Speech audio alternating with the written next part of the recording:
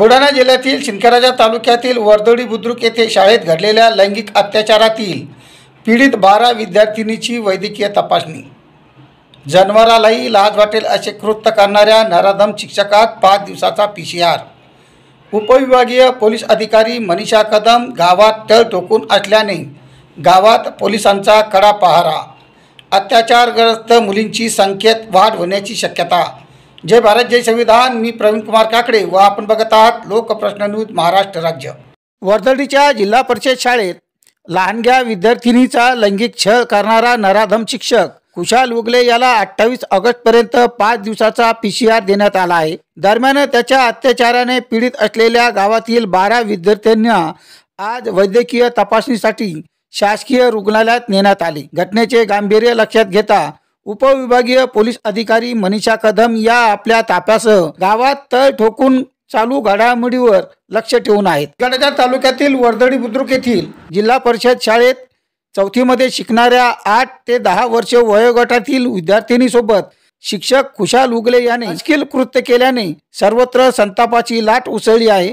अशा लंपट शिक्षकास कठोरात कठोर शिक्षा व्हावी अशी मागणी जोर धरत आहे। या घटनेची माहिती समजल्यानंतर उपविभागीय पोलीस अधिकारी मनीषा कदम यांनी आरोपी शिक्षकास बेड्या ठोकल्या। त्याच्या विरुद्ध पोस्को व अॅट्रॉसिटी ॲक्ट सह विविध कलमान्वये गुन्हे दाखल केले असून त्याला न्यायालयासमोर हजर करण्यात आले असता न्यायालयाने आरोपीला 5 दिवसाची पोलीस कोठडी सुनावली आहे।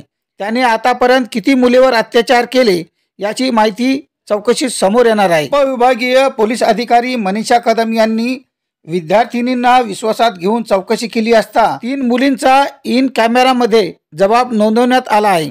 त्यानंतर गुन्हे दाखल करण्यात आले। सुरुवातीला 7 मुलींना त्याने अत्याचार केल्याची माहिती होती। आता मात्र 12 मुलींचा त्याने लैंगिक छळ केल्याचे समजतात।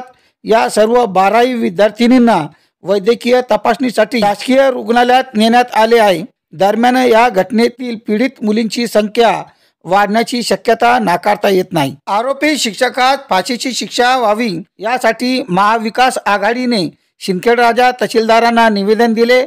तसेच पीडित मुलीसह कुटुंबियांना सुद्धा न्याय देण्यात यावा यासाठी सोमवारी 26 ऑगस्ट रोजी शिंदखेडा येथे वंचित बहुजन आघाडीचे तालुका अध्यक्ष मधुकर शिंदे यांनी एका मोर्चाचे आयोजन केले आहे।